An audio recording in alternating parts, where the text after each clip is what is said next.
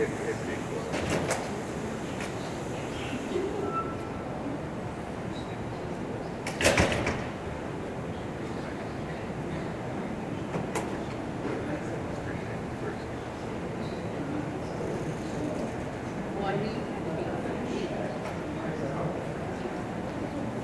about your experience.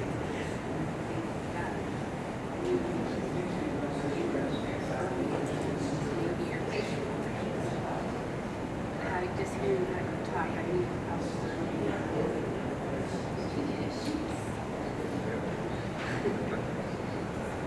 and we talk about retirement.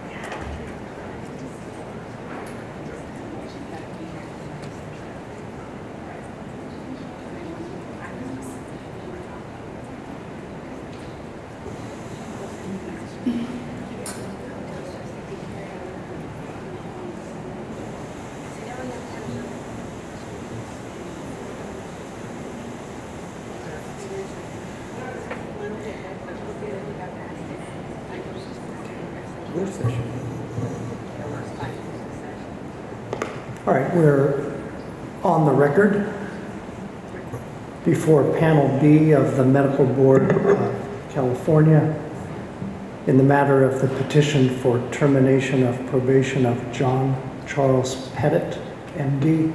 This case bears agency number 800-2014-008296. The board members who have been present all morning are still present now.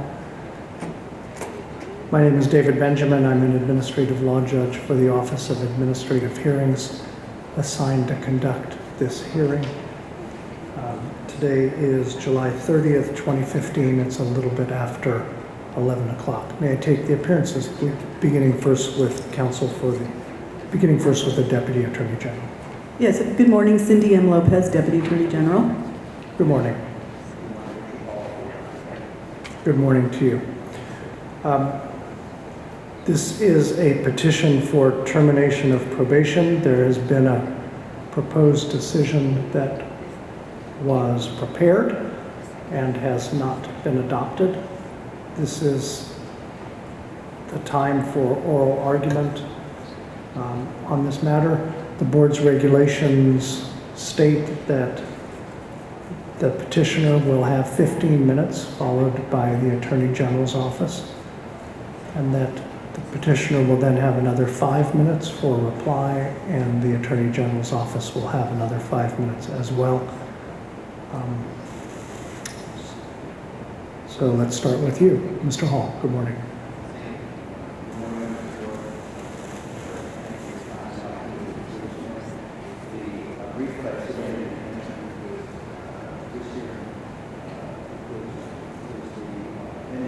Which has all the exhibits that are associated and were presented to Judge Dash at the prior hearing. So I believe with that and the transcript that the board has the full record before it. There appears to have been 2 points of confusion that came out of the April 7th hearing. I'd like to address those briefly because they may bear directly on why there was a non-adoption by the board of the judge's decision. The first point was regarding the termination of probation, what the actual date for that was. There was extensive discussion before, off the record and on the record on that topic. Ultimately, however, Judge Dash made his decision based on the merits of the case and concluded that it was a moot issue to discuss the actual termination date of the probation, and therefore I will do the same. The other area that was a matter of concern or confusion was the period of practice by Dr. Pettit in the past years. At one point, page 8, paragraph 26, the decision indicates that Dr. Pettit had practiced only for a small period of time, which is contrary to the evidence that was actually presented. I think it was just a misquote, as it were. Dr. Pettit has been practicing continuously from September 2010 through June 30th, at which time the practice he's been working at was sold, June 30th of this year. And that was demonstrated with the petitioner's testimony, with Dr. Hector's testimony, who was both the monitor for Dr. Pettit as well as the official in charge of the clinic. Also from the deceased Dr. Aurora's letter of commendation that was part of the record. And then finally, the quarterly probation reports, which are part of the record in pages 13 to 66. In summary, I think that the administrative law judge indicated that he found that there was evidence of remorse on Dr. Pettit's part. As Dr. Pettit understands where he went wrong and how to correct that. There's certainly evidence of rehabilitation. He's completed all aspects of his probationary term. He's been sober for 7 years, and he's been tested clean on weekly random drug tests for the entire 4 years that program went on. He's experienced a great deal of improvement from psychiatric treatment. He's had no other discipline of any form and no other violation of the law. The practice monitors assessed him as both competent and effective with patients. And I would say there's something unique in this particular circumstance in that the monitors, initially Dr. Aurora, subsequently Dr. Hector, actually reviewed 100% of the charts for each patient because they worked collectively. And so they would each see patients from time to time. And so their knowledge of Dr. Pettit's performance was intimate and complete. Based on that, I'd respectfully request that this board adopt the decision of Judge Dash. Thank you. Questions of Mr. Hall? Ms. Lopez. Yeah. Good morning. I do want to start by saying that today I'm in a different position than I'm normally in when I come appear before you. So I've been doing these cases for many, many years, and I've done many arguments in front of the panels. Normally when a judge when a judge writes a proposed decision and a panel non-adopts, I'm in total agreement, because usually it means that, or oftentimes it means that you don't agree with the discipline.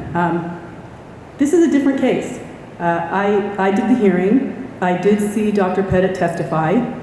I did speak with the probation monitor, who, although she did not testify, I had written in a footnote in this brief that she had no problems with Dr. Pettit's probation being terminated. The judge did correctly apply all the different factors that the code sections and the regulations require in order to show rehabilitation. They look at remorse and character references, and I do have to say that at the hearing, Dr. Pettit met all the criteria. I believe that the panel, as Mr. Hall just indicated, may have been a little bit confused about this whole issue of non-practice, but as we both wrote in our briefs, there is no issue about that. From 2010 until the present time, he has been practicing. He's been practicing at this clinic. One of those doctors did testify. As Mr. Hall just said, he looked at 100% of his charts. This doctor, who was his practice monitor also, had no problems with Dr. Pettit's performance or his competence. So I am recommending that the board do adopt the early termination of probation for Dr. Pettit. Thank you. Questions of Ms. Lopez? Mr. Hall? I have nothing further, Your Honor. Ms. Lopez, I assume you have nothing further either. That's correct. Questions for either counsel? Thank you both. Thank The you. matter is submitted. Counsel, I will send the court reporter transcript forms to your offices. Thank you.